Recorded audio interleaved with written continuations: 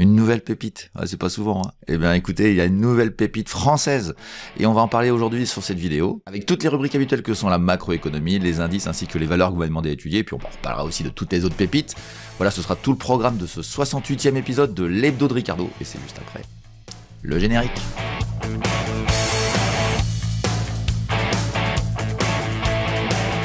Bienvenue sur Fondamentalement Bourse, la chaîne des investisseurs qui veulent reprendre le contrôle. Et aujourd'hui, on a repris le contrôle. On a pris le contrôle de pas mal de choses et de pas mal de pépites. Et il y en a une nouvelle française qui est apparue depuis quelques semaines sur les marchés et qui n'est pas surprenante. Elle n'est pas surprenante pour ceux qui suivent la chaîne, ceux qui écoutent tout sur la chaîne, pas ceux qui picorent, ceux qui sont fidèles à la chaîne, ceux qui la regardent en totalité, parce que ceux qui la suivent devinent peut-être de quelle valeur je vais parler, parce que j'en ai déjà parlé il y a très peu de temps, et sur laquelle j'avais émis un avis extrêmement positif. On va regarder ça cette semaine, on va regarder ça s'il y a d'autres choses à faire, si on doit toujours s'y intéresser, s'il y a encore du potentiel, et puis je vais aussi vous expliquer un petit peu pourquoi les pépites c'est ce qu'il faut vraiment rechercher, et aussi pourquoi on a un taux d'erreur et comment on gère tout ça de telle manière à ce que vous compreniez que quand vous créez des distorsions entre les pertes faibles normalement et les grands gains, normalement votre portefeuille y monte, et c'est quand même tout l'objet de la bourse, c'est de gagner de l'argent, même si ça plaît pas à tout le monde. Alors une fois qu'on aura fait ce petit point sur cette pépite, on verra la macroéconomie qui a été très intense cette semaine, avec beaucoup d'intérêt sur un sujet qui est central au niveau de la bourse, que je dirais le particulier habituel ne connaît pas, c'est le NFP, le Non-Farm Payroll, et on verra toute l'imbrication qu'il y a entre le Non-Farm Payroll, écoutez bien, le pétrole, l'euro-dollar, et les taux d'intérêt, et l'activité européenne, et finalement la bourse européenne. Voilà, comment tout ça s'imbrique les uns dans les autres, c'est assez complexe à comprendre, mais j'essaye de faire du mieux que je peux pour vous donner ça de manière un peu plus explicite pour les gens qui sont pas du métier. Puis on verra aussi la conséquence sur les indices, on verra que les indices sont extrêmement bullish, notamment en Europe, et pas du tout, enfin beaucoup moins aux États-Unis en tout cas, et c'est assez révélateur de cette psychologie qui veut que les États-Unis c'est fortement meilleur que l'Europe, alors que c'est pas vrai du tout, actuellement c'est bien l'Europe la meilleure, et puis on découvrira un nouvel indice, un indice que je suis régulièrement mais que vous ne connaissez certainement pas, un petit indice européen qui, à mon avis, a des belles choses à vous raconter. Vous verrez, ce sera dans la partie indicielle. Et puis on parlera ensuite des valeurs que vous m'avez demandé d'étudier. Alors c'est un spécial France, voilà, ça y est, je ferme la boutique là. En 2-3 semaines, on va être tranquille, on en a assez. C'est assez surprenant de voir que des gens trouvent des valeurs très intéressantes. Et il y en a une surtout cette semaine qui m'intéresse beaucoup. Vous verrez, vous la découvrirez. C'est une valeur assez connue finalement, mais qui s'y intéresse, qui s'intéresse à un type de dossier comme ça, peut-être pas tant de monde que ça, parce que la force de la bourse, c'est le temps long, et la non-force des gens, c'est le temps court. Le temps court, il est pas très bon en bourse, on va dire, il faut regarder un peu dans le temps long et être très patient. Vous verrez qu'avec un peu de patience, cette valeur-là peut devenir à un moment donné très intéressante, ou alors une catastrophe, donc on verra bien, mais c'est le moment de surtout pas agir, c'est surtout le moment de l'observer et d'attendre son heure. Et attendre son heure, c'est aussi sur les pépites, toutes les pépites que je vous ai données, parce que j'en ai beaucoup d'autres, pas que celles que je vais vous parler aujourd'hui, il y en a énormément d'autres, il y en a une vingtaine, un peu plus d'une vingtaine, et vous allez voir ce qu'elle donne cette semaine. Alors je vous le dis, je vais pas spoiler la fin, mais sans vous dire qu'il y a vraiment des dossiers qui viennent d'exploser un peu partout en Europe, notamment dans nos pépites, et on va faire le point s'il y a encore de l'intérêt pour elles. On fera le point aussi si d'autres valeurs qui n'ont pas encore donné peuvent donner dans le futur. Vous verrez que les pépites, c'est quand même beaucoup mieux que l'indice MDR. L'indice MDR, c'est les pires valeurs, c'est celles qu'il ne faut pas avoir dans son portefeuille, et je vous fais un petit challenge. Vous irez voir à la fin de la vidéo, vous verrez un petit challenge sur les MDR, on verra si vous y répondez. Voilà, ce sera tout le programme de ce 68e hebdo. Et puis si vous voulez aller plus loin dans l'apprentissage de la bourse, je vous invite à aller voir dans la description en dessous de la vidéo. Vous y trouverez tous les liens qui vous permettront d'accéder à la newsletter L'écho de Ricardo, où je vous fais découvrir chaque semaine une action d'exception. Vous pourrez aussi intégrer le portefeuille virtuel Dynamic Invest, où vous pourrez suivre en direct tous mes arbitrages ainsi que mes sentiments de marché, et puis j'y réserve aussi quelques surprises en exclusivité pour mes abonnés. Vous aurez aussi la possibilité d'accéder à la formation coachée que j'enseigne depuis des années à des élèves motivés pour acquérir une méthode gagnante basée sur le principe des poupées russes, associant l'analyse fondamentale et l'analyse technique. Et puis vous trouverez enfin un ensemble de contenus complètement gratuits sur le blog de Ricardo qui vous permettront de découvrir encore plus profondément ce monde formidable que sont les marchés financiers. Voilà, puis pour compléter cette information, je vous mets ici le portefeuille long terme Dynamic Invest, le portefeuille 2025. Le portefeuille 2025 qui est à plus 22. La semaine dernière, je vous disais plus 21, plus 20, et là il a plus 22. Voilà, il monte toujours. Il monte. Voilà. on est un peu habitué sur, sur Dynamic Invest à ce que ça monte. Ça s'arrêtera peut-être un jour, mais pour l'instant ça monte. Et ce qui serait intéressant d'ailleurs, c'est de voir comment ce portefeuille long terme tiendra dans un moment de retournement, voir s'il tient plus que la moyenne du marché. C'est là qu'on se rendra compte qu'on fera des plus-values long terme beaucoup plus costauds que la moyenne, mais à vrai dire, c'est parce que les pépites, c'est vraiment des pépite quoi. Et quand j'ai pensé à cette émission là, je me suis dit mais il faut que je leur explique ce que c'est qu'une pépite, parce qu'à vrai dire les gens se croient, il y a beaucoup d'émotionnalité, surtout chez les Français, hein. Les Suisses, les Belges peut-être un peu moins, mais en tout cas en France c'est que ça. C'est comme ça que vous perdez en bourse, hein. On vous fait croire plein de choses, des dossiers qui vont devenir les futurs médicaments contre je sais pas quoi, et à vrai dire les pépites c'est pas du tout ça, hein. Ce sont des business déjà établis, ce sont des business qui existent déjà, mais qui ont une potentialité à être plus grand demain, voilà, tout simplement, et ça s'arrête là. C'est quand même pas difficile à entendre. Ce qui est difficile, c'est de savoir lesquels ça va être et qu'est-ce qui fait que la bourse à un moment donné elle va acheter. Et on a aussi un autre cas, c'est le cas qu'on va parler aujourd'hui, c'est un cas où vous avez une valeur qui périclite depuis des années, alors qui est un business connu, qui est un business qui est assez résistant, mais où la bourse se désintéresse parce qu'il n'y a rien qui donne envie d'aller mettre le prix d'un niveau X et de le passer à un niveau Y. Et c'est ça qui fait qu'une valeur devient une pépite, c'est que elle devient pas chère. Alors vous allez me dire, bah ok, je m'intéresse qu'aux valeurs pas chères. Déjà, c'est quoi une valeur pas chère? Vous le savez pas. Et il faut apprendre à valoriser. Là, il faut se former, hein, c'est absolu. Vous pouvez pas le savoir, parce que ceux qui vous parlent du PER, à vrai dire, tous les gens qui vous disent c'est simple, vous regardez juste ça, bah vous êtes tranquille, hein. Vous pouvez déjà vous barrer parce que c'est un menteur.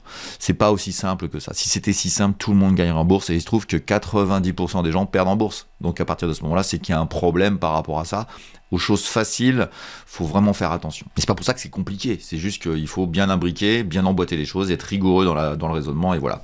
Il y a un élément important dans la chose, c'est le moment où. Et vous verrez que dans l'exemple que je vais vous donner de cette valeur qui a explosé depuis le début de l'année, hein, qui est une des plus belles progressions françaises, qui a, je pense, a encore du potentiel, hein, on verra ça après.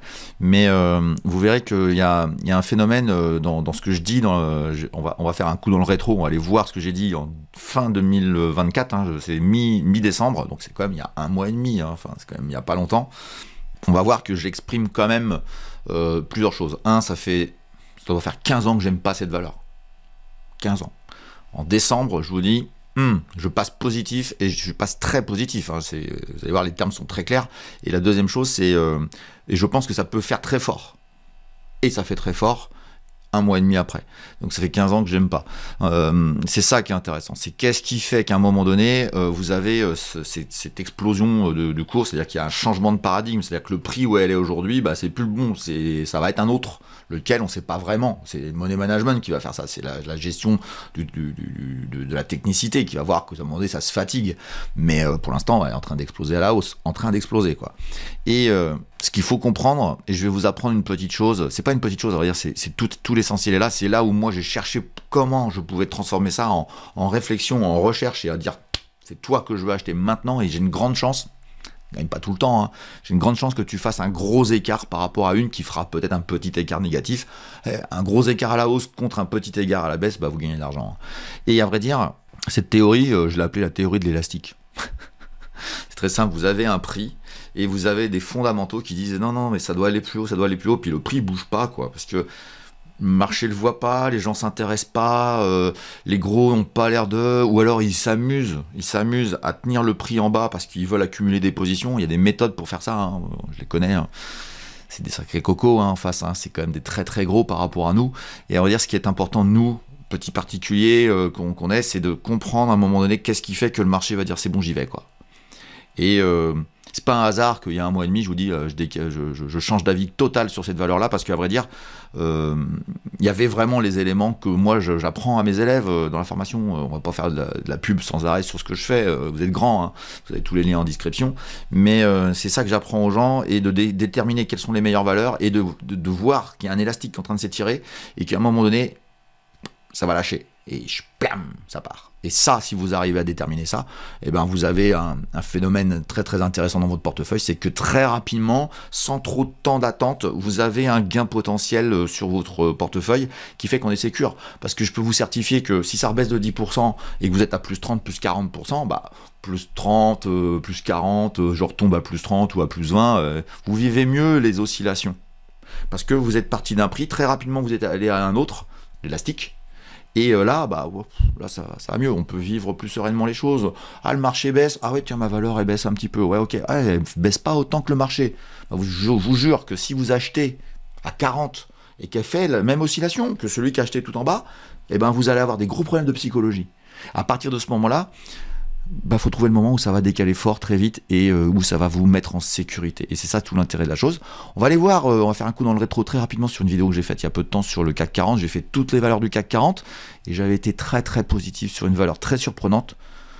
On va regarder tout de suite la Société Générale. Société Générale, c'est vraiment pas intéressant. Ça fait des années que je le dis et on est en 2025 et depuis 15 ans, c'est que dalle.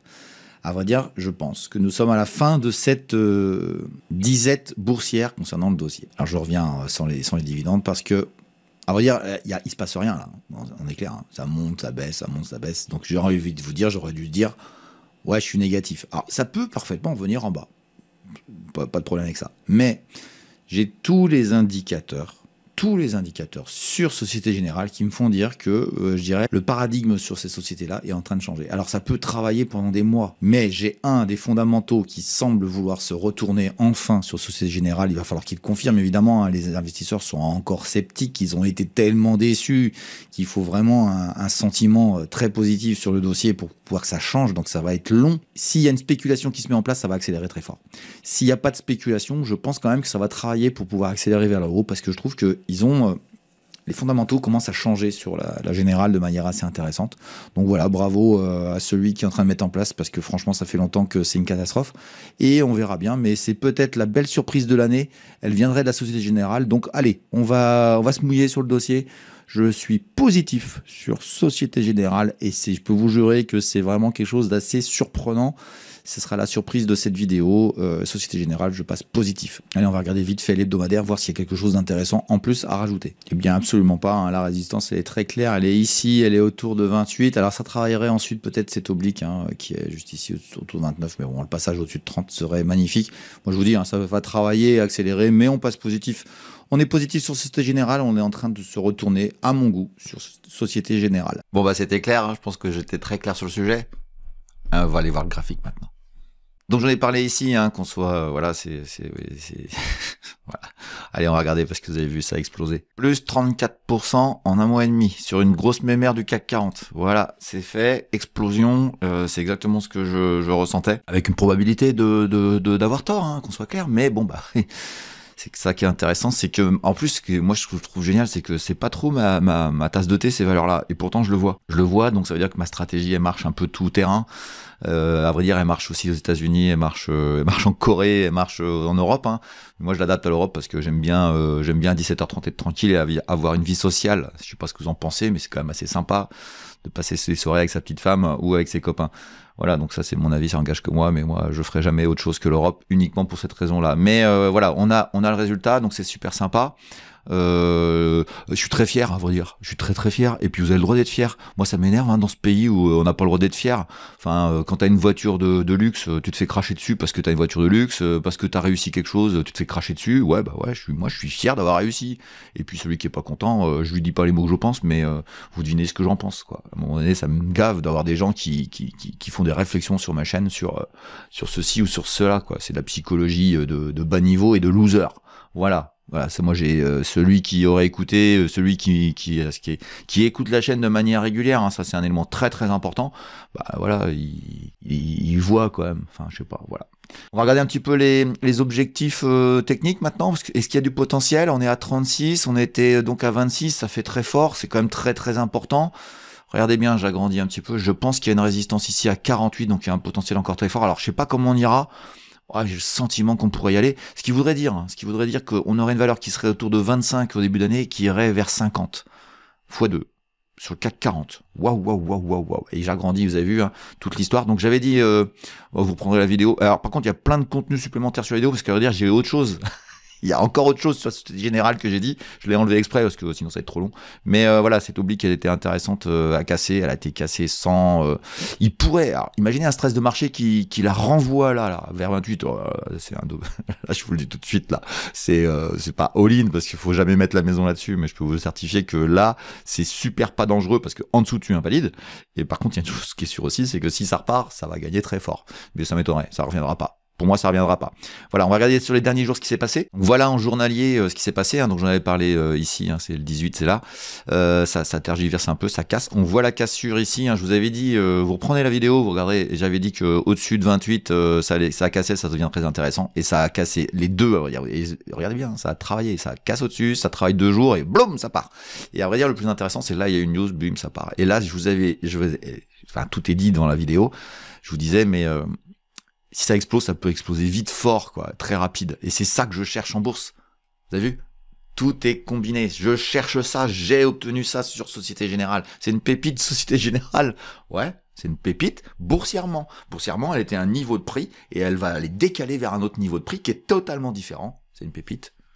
Quel niveau de prix, on n'en sait rien, on verra bien. Et c'est ce qu'on verra aussi à la fin de la vidéo avec les pépites, les autres pépites que j'entretiens depuis longtemps. Il y a des valeurs, c'est des fantastiques, c'est des grosses valeurs canons, elles bougent, elles oscillent. Normalement, de manière collective, elles doivent monter. Puis je vous donne 2-3 valeurs régulièrement. J'en ai donné 2-3, vous allez voir ce que ça donne sur cette année. Il se trouve que là, ça a aussi explosé, encore plus fort que la générale, hein, encore plus fort. Donc, vous en faites ce que vous voulez. Voilà, c'est comme ça que moi je vois la bourse, c'est trouver une valeur qui va décaler rapidement. Le temps est super important. Hein. Les gens qui me disent ouais, je suis patient, ouais, super. Quand t'attends 15 ans une valeur là, 15 ans. Hein. Il y en a qui ça fait 15 ans qu'ils sont dedans. Hein. Ils vont enfin gagner. Non mais 15 ans. Moi j'ai 52 ans, 67 ans, je vais gagner un peu de sous. Je suis un peu impatient quand même, la bourse c'est pas ça, puis on passe par des moments difficiles. Donc voilà, je voulais vous raconter tout ça, je suis un peu long, je suis désolé pour ceux qui aiment les vidéos courtes, à vrai dire, passez à autre chose, hein, ne regardez pas ma chaîne. Ceux qui sont récompensés dans cette chaîne, c'est ceux qui sont fidèles, c'est ceux qui regardent tout le temps, c'est ceux qui voilà, moi j'ai décidé que tous les piqueurs, les pique-assiettes là, ça m'intéresse plus, vous partez de la chaîne, moi je fais un raisonnement global, voilà, qui vous construit un raisonnement, et puis ceux qui veulent aller plus loin, vous avez la partie payante, mais en gratuit, il y a déjà un quantitatif de choses super intéressantes. Voilà, moi, les gens qui viennent picorer, mais franchement, je vous dis, désabonnez-vous, ça m'intéresse pas du tout, ces gens-là. Voilà, c'est dans le long terme, et puis, je vais te dire, toi, là, qui a fait un commentaire cette semaine sur, ouais, de toute façon, Ricardo, il aime rien. Bon bah c'est bon, hein, t'as ta réponse. J'aime, en ce moment, hein, je suis acheteur d'à peu près 120 valeurs sur le marché européen. 10 000 actions, 120 valeurs, c'est 1%. 1% de valeur m'intéresse, ça fait 120 actions. Si avec 120, et j'en ai pas 120 dans mon portefeuille, j'en ai 15-20.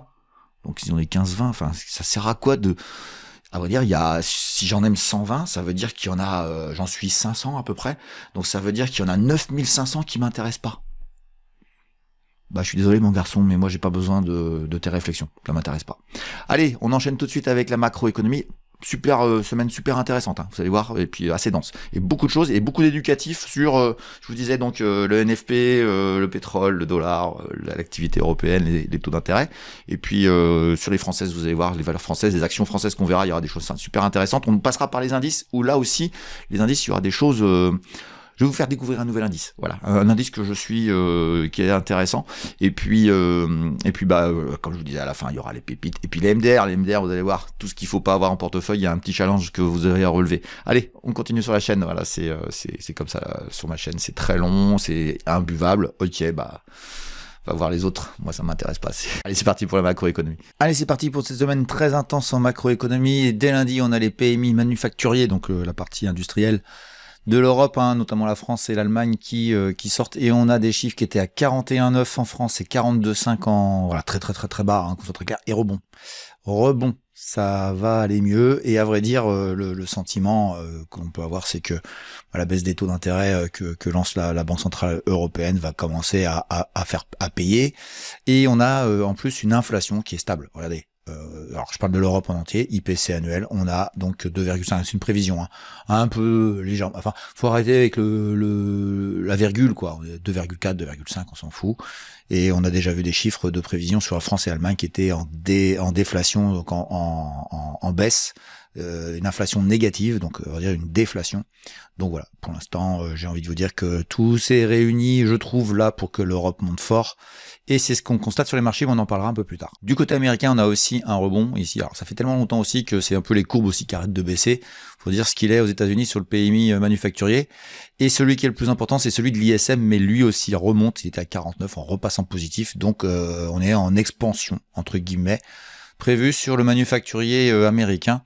Les Chinois ont peut-être terminé de piquer des parts de marché un peu partout aux Américains, aux Européens, et à vendre leurs produits pas chers. vous fais une anecdote comme ça, là, mais je viens de changer mon téléviseur, hein, tout bêtement, et entre la marque chinoise et la marque coréenne, c'était du simple au double. C'est du n'importe quoi. Bon, voilà, j'en ai profité, évidemment, c'est pas bien, j'en suis pas fier, mais bon, entre nous, un delta de prix tellement énorme, voilà, les Chinois cassent les prix partout. Allez voir votre vendeur de télé, il vous le dira comme je l'ai entendu dans le supermarché où j'ai acheté ça. Allez, on enchaîne avec mardi où c'est toujours le nouvel an chinois, mais c'est surtout hein, le rapport Jols. Le rapport Jols qui, alors il est très vaste, hein, c'est un rapport qui est très très important et très très consistant, mais on s'intéresse surtout à la partie nouvelle offre d'emploi. Et les nouvelles offres d'emploi, regardez bien, on est à 8 156, on prévoit 8 et on fait 7,6, donc c'est une chute des offres d'emploi. Normalement, vous devriez vous dire, la catastrophe, les États-Unis, ça va s'effondrer, machin, etc. Enfin, voilà. Bon, bref. Très très bien, c'est très sympathique, sauf que c'est l'inverse. C'est-à-dire que ça veut dire que il y a moins d'offres d'emploi, donc on est en train de calmer le jeu au niveau de l'expansion américaine, et c'est un peu ce qu'il faut pour que l'inflation se résorbe aux États-Unis et qu'ils puissent peut-être commencer ou reprendre la baisse des taux qu'ils ont commencé il y a quelques mois. Donc le marché américain a aimé, donc c'est très plaisant pour les marchés, et c'est pas du tout ce que les gens ont ressenti, je dirais, de manière basique, mais quand on fait un peu de macroéconomie, on se rend compte que c'est quand même pas si mal que ça par rapport à l'inflation qui elle-même est destructrice d'autres choses. Et puis arrive mercredi les chiffres français qui sont plus importants, à vrai dire c'est le PMI mais services, et lui regardez bien 49,3, on fait 48,2, donc voilà, on baisse, hein, donc la France va pas bien, on est en récession technique pour l'instant sur la France, et le chiffre qui dit que ça devrait continuer, c'est celui-ci. Le manufacturier, hélas, en France, c'est pas important, c'est en Allemagne qu'il est important, et en France, il l'est beaucoup moins. Et puis, on a la création d'emplois ADP. Donc ça, c'est le deuxième rapport, entre guillemets, sur l'emploi américain. Après le Jols, on a l'ADP, qui est traditionnellement un chiffre qui n'est pas bon. Je comprends pas qu'on continue à le donner. Ils prévoyaient quand même une baisse de la création d'emplois, et finalement ils ont fait au-dessus. On verra si le NFP répond. Moi je connais déjà la réponse, et la réponse moi je l'avais déjà, et mes abonnés sur Dynamic Invest, je leur disais déjà, ne vous inquiétez pas, la DP on s'en fout, de toute façon c'est jamais fiable, on sait pas, des fois c'est bon, des fois c'est pas bon, mais c'est souvent pas bon.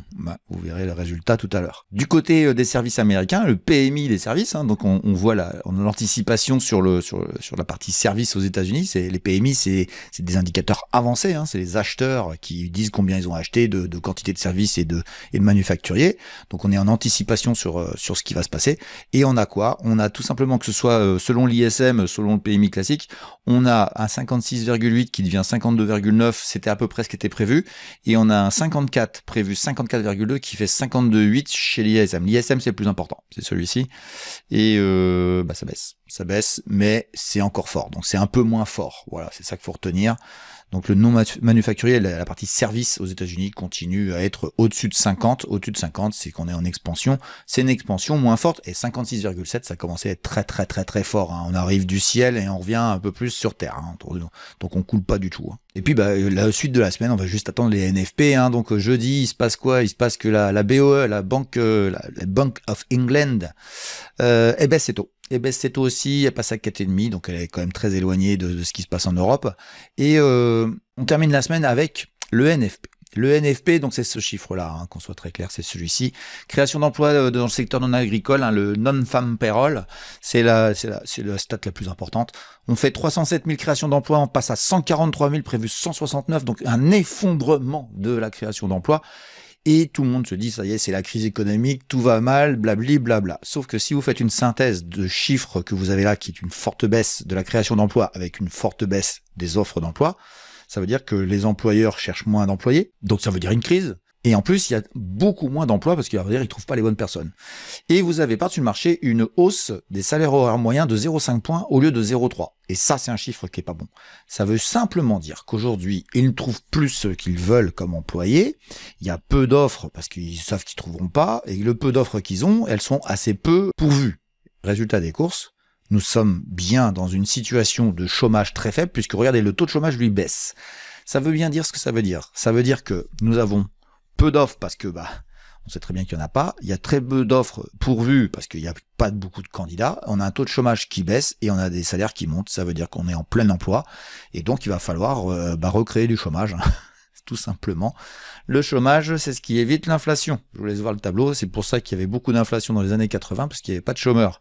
Ça a bien changé depuis et on revient vers des situations de ce type-là. Donc ça va empêcher quand même de faire baisser, je dirais, le niveau de l'inflation, parce que ce niveau d'emploi est trop fort, trop élevé. Alors dire l'emploi, c'est l'availlage d'ajustement, on va dire, mais quand vous avez trop de gens qui travaillent, vous avez une pression salariale, parce que il y a peu de gens à disposition, il y a peu de chômeurs, donc du coup, vous vous retrouvez dans une situation où vous créez de l'inflation, parce que ça va être l'inflation, c'est-à-dire que s'il y a peu de, enfin voilà, c'est toujours une question d'offre et de demande, et si plein de gens veulent votre compétence et qu'il y a très peu de gens qui ont votre compétence, à vrai dire, vos salaires vous devrez monter, même si c'est une compétence d'un métier qui est pas spécialement dit noble. Est-ce qu'il y a un métier noble? Moi, je pense qu'ils sont tous nobles, mais le résultat des courses, c'est que vous obtenez un résultat qui est de l'inflation. C'est ce qui fait que le non-farm payroll est vraiment la stat à suivre pour comprendre un peu ce qui se passe. Et il faut la lire en travers, quoi. Faut pas la lire bêtement comme là, parce que là, c'est l'effondrement. Catastrophe, non, pas du tout. Là, il y a de l'inflation sur les salaires, et le taux de chômage baisse. On est en plein emploi, ils ont du mal à trouver des nouveaux salariés, etc. Donc à partir de ce moment-là, il faut bien se dire que aux États-Unis, nous attendons des chiffres. Alors, que ça se calme un peu, c'est très bien, mais il faudrait que ça se calme beaucoup plus. Et en même temps, que ça se calme un peu, c'est très bien que ça glisse tranquillement. Ça fait que les marchés seront détendus et diront ok, super. Ils vont peut-être même calmer un peu les taux d'intérêt, donc tout va bien et l'inflation va se calmer tranquillement. Ça va s'éteindre, ça va aller vers les 2 qu'ils veulent obtenir et tout va bien. Nous, en Europe, qu'est-ce que ça fait? Ça fait qu'on va pouvoir baisser nos taux d'intérêt beaucoup plus facilement, sans avoir trop de chute de l'euro par rapport au dollar. L'euro-dollar est quand même passé de 1,10 à 1,02, 1,03 là, je crois, au moment où je vous parle. On a perdu 5, 6, 7% quand même sur les échanges monétaires. Donc ça, c'est quelque chose, un élément qui est très important. Et la Banque centrale pouvait pas trop lâcher l'euro. Elle peut pas trop lâcher l'euro. On pourrait dire, on laisse l'euro s'effondrer, on fait chuter les taux, et on va venir vers des taux d'intérêt qui correspondent à la situation économique européenne, qui est globalement, la récession, quoi. Donc on devrait être à des taux à 1, quoi. Ça fait longtemps que je le dis, ça. Hein. Et à vrai dire, si vous faites ça, vous faites effondrer l'euro. Si vous effondrez l'euro, c'est pas grave, on s'en fout. On vendra mieux, on vendra plus cher aux Américains, on gagnera plus d'argent. Ouais, mais ce que tu oublies, mon garçon, c'est qu'on achète. Et qu'est-ce qu'on achète le plus en Europe? C'est le pétrole. Donc voilà, c'est pourquoi en ce moment, sur la newsletter notamment, je suis en train de préparer la suite de mon article sur le pétrole, pour vous expliquer la mécanique sur le pétrole sur une longue période que je ressens moi, parce que le pétrole est tout l'enjeu. Le pétrole est tout l'enjeu de l'Europe. Moins on achètera de pétrole, moins on sera dépendant du dollar, puisqu'on achète tout quasiment en dollars. Et à partir de ce moment-là, ça nous rendra autonomes et on pourra faire la politique monétaire qu'on veut. Donc les gens, quand ils disent ouais, c'est n'importe quoi de faire des voitures électriques, à vrai dire, tout l'enjeu derrière, c'est plus acheter de pétrole. Donc à partir de ce moment-là, macroéconomiquement, moi je trouve que c'est tout à fait intelligent d'aller vers l'idée de s'éloigner des zones de pétrole, parce que on les achète, vous savez à qui, hein, on les achète à des Russes, des Saoudiens et des Américains et des Sud-Américains ou des Africains aussi. Je sais pas trop lesquels d'entre eux sont très très sympathiques avec nous. Hein. Je crois que c'est plutôt des gens qui cherchent à nous piquer de l'argent. Donc à partir de ce moment-là, il faut qu'on soit autonome et qu'on essaye d'avoir un minimum de pétrole dans notre économie. C'est tout l'enjeu de ce qui se passe actuellement. Alors je sais pas pourquoi on veut nous vendre qu'il faut faire de l'écologie. C'est pas de l'écologie, c'est juste de la stratégie financière pour qu'on puisse redevenir autonome et pouvoir avoir un euro qui fasse ce qu'il a à faire, des taux d'intérêt qui fassent ce qu'ils aient à faire sur les besoins que nous avons en Europe. Et aujourd'hui, on a besoin vraiment de baisser les taux. Donc on est en train un peu de lâcher l'euro, mais pas trop, parce que justement, on achète le pétrole en conséquence. Sinon, le prix à la pompe va monter. Entre nous, ça nous arrangerait que le pétrole chute. Hein. On pourrait lâcher l'euro, mais le pétrole ne chute pas justement. Et c'est ça que je suis en train de développer sur un article assez long. Hein. Il passera sur plusieurs semaines. Un article sur le pétrole, de telle manière à essayer de vous faire comprendre pourquoi on est dans cette situation stabilisée du pétrole. Un enjeu entre les offres diverses et variées et les demandes, les consommateurs qui changent de comportement. C'est un enjeu où on ne sait pas trop où ça ira, à vrai dire, et c'est ça le plus intéressant, c'est que justement on va observer ce qui va se passer sur ce sujet-là, et c'est un sujet vraiment stratégique absolu. On le sait très bien que l'or noir c'est important, mais c'est vraiment absolu. Voilà pour la macroéconomie, j'espère que vous avez apprécié cette petite partie. On va enchaîner avec les indices, on va voir ce que ces indices donnent. Donc je vous ai dit, normalement, c'est encore haussier.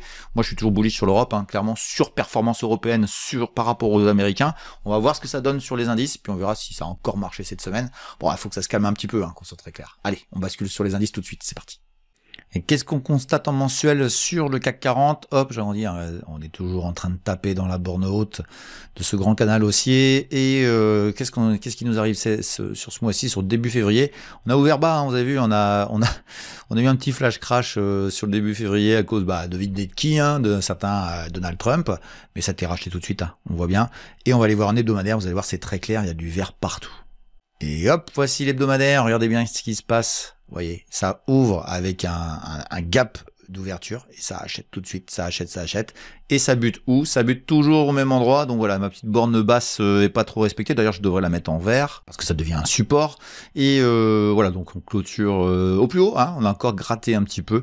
Donc pas de performance au niveau du CAC 40 cette semaine, enfin depuis 2 semaines. Mais bon, voilà, hein, on avait dit que ici ça travaillerait. Ça travaille exactement là où on avait prévu. Donc ça, c'est le plus intéressant. Donc bosser encore un peu puis casser par le haut. À mon avis, on va casser. Ça va pas durer. Ça va. Là, comme je vois la configuration, là, ça devrait pas s'arrêter là. Ça devrait aller beaucoup plus haut, à mon avis, et retrouver certainement les sommets historiques. Donc voilà, tout va bien dans ce bas monde, tout va mieux. Le luxe va super bien. Tous les Chinois rachètent plein de luxe. Il paraît, bon, bref, c'est un peu FOMO tout ça, hein, qu'on soit très clair. Allez, on va aller voir le DAX qui donne, s'il donne la même chose sur l'indice allemand. Et bien sur l'indice allemand, on est un peu dans le même état d'esprit. On ouvre ici, on clôture la semaine ici, on rouvre beaucoup plus bas, puis hop, tout est racheté. Tout est racheté, ça monte. Ça fait 7 semaines de suite que ça monte. C'est impressionnant. Et je vous donne toujours les objectifs. Hein, je vous disais, on doit aller taper là-haut. Donc s'il y a encore du potentiel, on verra par où ça passe. Hein, ça peut passer par une petite correction quand même. Mais pour l'instant, moi je vois strictement rien de particulier sur le sujet. Et tant qu'on sera au-dessus de cette oblique, moi j'ai envie de vous dire qu'il n'y a rien à attendre du marché en termes de retournement baissier. Si ce n'est des petites corrections. Allez, on va aller voir les États-Unis. C'est pas encore clôturé. Je suis vendredi soir. On va voir ce que ça donne. On va commencer par le Dow Jones. Eh bien, regardez bien, le Dow Jones, il a tapé dans sa borne haute et par rapport au DAX, hein, on voit bien. Et là, on voit que la semaine, c'est pas la même chose. Hein. On voit que ça construit pas pareil. Donc, on est bien encore avec une tendance européenne meilleure que la tendance américaine. C'est les taux d'intérêt, hein, qu'on soit très clair. Et puis, on va aller voir tout de suite le Nasdaq s'il donne la même chose. Bim, et ben voilà. Et bien, vous avez tout compris. Depuis des semaines et des semaines, on est en train de tergiverser dans un niveau de prix approximativement celui-ci. Il y a des mèches. Ça veut dire que ça va se retourner. Hein. Si ça finit comme ça ce soir, ça va se retourner. C'est-à-dire que ça a clôturé là, ça a racheté, mais il y a des vendeurs et ça veut pas passer au-dessus. Et on va aller voir en daily, mais je crois que j'ai un petit canal que j'avais tracé et je crois qu'il est toujours opérationnel. Ah bah non, il est plus opérationnel. Je suis en direct, hein, je me suis pas pris la tête, mais on bute. Ah bah si, on va le mettre à jour. Ça pourrait ressembler à ça. Oui, ça ressemble à ça. Vous avez vu, hein, là, ce qui s'est passé sur le NFP, ça fait tomber le Nasdaq. Le Nasdaq est en train de dire je vais corriger, il veut pas passer plus haut, c'est logique. Alors où est-ce qu'il va se rattraper? Peut-être par ici ou aller chercher la borne plus basse. Donc voilà, ça fait une petite baisse, hein. On est à 21 500, on descendrait sur les 20 600, donc 900 points. 900 points, ça fait 3-4%. Bon, ça ferait stagner les valeurs européennes, mais bon voilà, globalement, on voit bien que l'Europe est décalée par rapport à nos amis américains. Allez, on va aller voir vite fait les petits indices, le CAC Small et CAC Mid Small. Voilà pour les valeurs moyennes françaises. Bon bah voilà, on était sur une zone ici que j'avais annoncé, ça travaillait là, c'était logique des acheteurs. On est en train de rebondir, on est en train de buter peut-être sur une petite oblique baissière, on va pas la noter. Bon, c'est acheteur un peu de la même manière que sur le CAC 40. On va aller voir les small sur le CAC Small. Et les small sur le CAC Small, c'est un peu plus compliqué, mais il y a aussi, je dirais, une politique française qui va très mal. C'est peut-être pour ça qu'on est un peu plus embêté. C'est un peu plus difficile, ça tape dans ces résistances-là. Ça a du mal à les passer, mais si ça passe, ça pourrait aller chercher ici. Et puis après, on va espérer d'aller plus loin. Pour l'instant, on va pas espérer grand-chose. Enfin, on trouve bien quand même la France bien malade, hein, donc ça très clair. Allez, on va aller voir vite fait les Allemands avec le MDAX qui sont les mid allemande. Et notre MDAX est toujours la même logique, hein, vous voyez. Donc je pensais que ça allait taper juste ici en bas, hein, mais ça remonte fort. Les semaines sont très violentes, très fortes, et on va aller retaper la borne, hein, ici. Et c'est là, après, on verra comment on va discuter du sujet. Mais je vous ferai voir un autre indice qui est très peu connu, mais qui est très intéressant, sur l'Allemagne, qui vous exprimera les choses. Mais là, c'est la vraie Allemagne, hein. On voit l'Allemagne, hein, le problème, hein. C'était la guerre avec le gaz qu'on lui a supprimé, mais maintenant ça tergiverse, c'est en train de s'organiser. Et quand ça cassera là, je peux vous dire que l'Allemagne repartira très fort, et on va gagner beaucoup d'argent sur le marché allemand, pour ceux qui connaissent l'Allemagne. Et pour ça, il faut faire du fondamental. Allez, on va aller voir les small allemandes avec le SDAX. Et notre SDAX est en train de partir vers le haut. Voilà, Voilà, donc je sais pas trop ce qu'il va faire, mais entre guillemets, je pense que le premier objectif, ça va être 15 300, on est à 14 600. Voilà, ça repart en Allemagne. Moi, je le vois bien sur mes valeurs, hein, j'ai des valeurs allemandes qui montent très fort, donc c'est très intéressant. Et puis, on va aller voir un indice, le dernier, c'est la tech allemande. Hein, il y a un indice particulier qui s'appelle le Tech DAX 30, et on va aller voir ce qu'il donne. Si je veux vous le faire voir, c'est que vous devinez bien, il s'est passé quelque chose. Voilà le quelque chose qui s'est passé, c'est parti comme une balle, badam, voilà, c'est parti. Les tech allemandes sont en train de décoller fort et vont retrouver leur plus haut historique dans peu de temps. Voilà pour ce que je voulais vous dire, c'est-à-dire qu'en Europe, on a des belles valeurs, on a des beaux indices, et si je vous fais voir le Russell 2000, vous allez voir que celui qui monte le plus fort en ce moment, c'est la tech allemande, c'est la tech européenne. Alors, faut arrêter de me dire que l'Europe c'est nul et que les États-Unis c'est génial. Arrêtez avec Palantir, arrêtez avec votre Nvidia, c'est du n'importe quoi. Quand ça va s'écrouler, plus personne n'en parlera, mais par contre, plein de monde perdra énormément d'argent. Voilà, il faut juste suivre les bonnes valeurs en Europe. Et c'est pour ça qu'on fait une émission qui est basée aussi sur les actions qu'on va voir juste après. On fait une thématique en ce moment française. Hein, bon, voilà, j'en ai récolté une vingtaine. Hein, on va faire ça en 3 étapes. On va faire une première étape cette semaine, puis on enchaînera ensuite. Ne me donnez pas d'autres valeurs, hein, ça sert strictement à rien. Et puis ça veut dire que vous écoutez pas la chaîne. Donc à partir de ce moment-là, je vous élimine. Mais ce qui va être super intéressant dans le futur, c'est que vous compreniez que quand on sait où le marché va, il va pas qu'en Allemagne. Hein. Je sais où il va ailleurs. Je vous le dirai pas. Je le réserve à mes abonnés, c'est normal, hein, ils payent, donc c'est tout à fait logique, mais il y a des marchés qui sont bien meilleurs que la France, très supérieur à la France, même si on a trouvé des petites choses très sympas en France avec les abonnés, hein. Merci pour tous ceux qui ont fourni des valeurs, mais ça se passe ailleurs. On est en train de s'éclater sur la Scandinavie notamment, et puis il y a un autre pays dont on ne parle pas mais qui est en train de partir pleine balle, c'est l'Italie, parce que bon, c'est peut-être des nazis ou des je sais pas quoi, c'est insupportable d'entendre ça, c'est dès qu'il y a un gouvernement de droite, c'est devenu des nazis. Donc moi je suis de droite et je suis pas nazi et je suis pas fasciste. L'Italie est en train de faire un super travail et Meloni est en train de bosser formidablement bien, et les marchés financiers italiens sont en train d'exploser à la hausse et personne n'en parle. Bah oui, évidemment, ça c'est sûr qu'on n'en parlera pas, mais pourtant ça se passe très bien du côté italien, et c'est vraiment une belle annonce qui nous est faite par je dirais une économie qui était quand même assez malade, et c'est quand même bien qu'il se passe des bonnes choses dans des pays. Pourquoi souhaiter du malheur à des pays qui prennent des bonnes décisions? Voilà. D'ailleurs, ça se passe exactement de la même manière, mais c'est avec un gouvernement de gauche en Espagne. Donc finalement, hein, l'étiquette politique, on s'en fout, c'est les décisions qui comptent. Et on va voir aussi, vous allez voir que cette deuxième partie va être super intéressante, ça va être sur les pépites. Pépites, ça explose, on va voir lesquelles ils sont encore intéressantes, on va voir s'il y a encore du potentiel. Mais les pépites, c'est quelque chose que les petits nouveaux connaissent pas vraiment, mais c'est vraiment des dossiers que je suis depuis très longtemps. On bat le Nasdaq tous les ans depuis des années, entre guillemets, depuis j'ai commencé ça en 2019, et on est meilleur que le Nasdaq 100, donc voilà. Après chacun. Il y a une année où j'étais inférieur. Mais sinon j'ai toujours été supérieur. On verra bien ce que ça donne dans cette année-ci, mais on a déjà très fortement monté. Vous allez voir quel dossier, et puis vous allez voir un petit peu où on se promène avec ces valeurs, et puis si ça vous intéresse d'aller plus loin, vous avez à votre disposition tout un tas d'outils que je vous ai présentés tout à l'heure. Allez, on enchaîne tout de suite avec ces valeurs françaises, avec les pépites, les MDR, les pires valeurs, celles qu'il faut fuir absolument, et puis vous allez voir, il y a des catastrophes, hein, encore des catastrophes, et puis on se retrouve juste après. Donc le disclaimer qui est très important, puisqu'il faut respecter la réglementation, et aussi la biblio, c'est la méthodologie qui vous permettra de retrouver les valeurs que j'ai déjà citées, et on m'en a cité là sur cette semaine qui ont déjà été citées, et j'ai déjà dit des choses dessus, mais visiblement les gens ne vont pas voir la biblio. Allez, vous regardez la biblio, et vous savez comment faire pour retrouver des valeurs que j'ai déjà citées dans le passé. Allez, je vous souhaite tous une bonne suite de vidéos, on se retrouve juste après le disclaimer. Le contrôle, fondamentalement bourse. Le petit disclaimer qui permet de voir que je ne suis pas un conseiller et que tous les graphes que je vous présente sur tous les actifs ne sont ni des conseils d'achat ni des conseils de vente, mais juste mon avis. Alors pour profiter de toutes les informations qu'il y a avec la biblio de Ricardo, et sur l'année 2023 il y a eu plus de 300 valeurs étudiées, eh bien vous allez sur la chaîne par le biais du menu YouTube, voici juste devant vous. Et vous allez dans la barre de recherche trouver votre chaîne préférée Fondamentalement Bourse. Elle apparaît assez rapidement, vous cliquez dessus et vous arrivez dessus ici. N'oubliez pas de vous abonner en cliquant ici et activer la petite cloche qui va bien, de telle manière à ce que vous puissiez avoir toutes les notifications de toutes les vidéos qui sortiront dans le futur. Ensuite, vous cliquez sur la chaîne et vous arrivez sur le menu de la chaîne et vous allez cliquer sur la petite loupe qui est ici pour y mettre la valeur que vous recherchez. On va prendre l'exemple de la meilleure valeur de l'année dernière, de 2023, qui est Red Delphi. Et vous cliquez et vous voyez qu'apparaissent les deux vidéos sur lesquelles Red Delphi a été cité. Voilà comment vous pouvez trouver toutes les valeurs qui vous intéressent dans la chaîne. Vous pouvez aussi taper le code de la valeur, c'est beaucoup plus fiable. Une faute d'orthographe est vite venue. Voilà, n'hésitez pas non plus à regarder la date à laquelle a été faite la vidéo. S'il y a plus de 3 ou 4 mois, vous pouvez me demander une mise à jour. Voilà, je vous laisse maintenant à la vidéo et profiter des nouvelles valeurs que nous étudions tout de suite. Voilà, puis je rappelle que je ne fais que des valeurs éligibles au PEA dans toute l'Europe.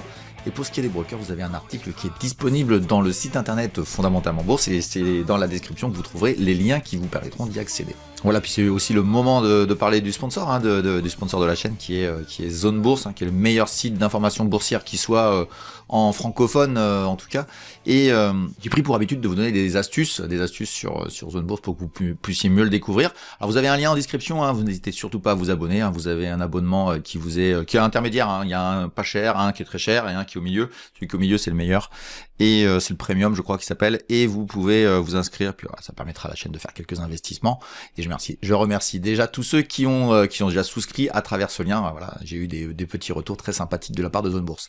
Voilà, on va continuer sur Zone Bourse justement de vous expliquer comment ça fonctionne, hein, pour qu'on puisse accompagner, la chaîne accompagne aussi Zone Bourse dans la pédagogie de l'utilisation de cet outil-là.